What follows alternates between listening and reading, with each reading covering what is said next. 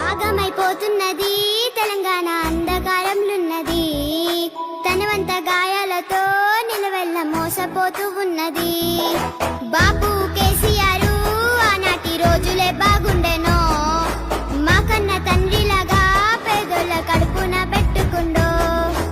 ఆగమైపోతున్నది తెలంగాణ అంధకారంలున్నది, తనవంత గాయాలతో నిలవెల్ల మోసపోతూ ఉన్నది.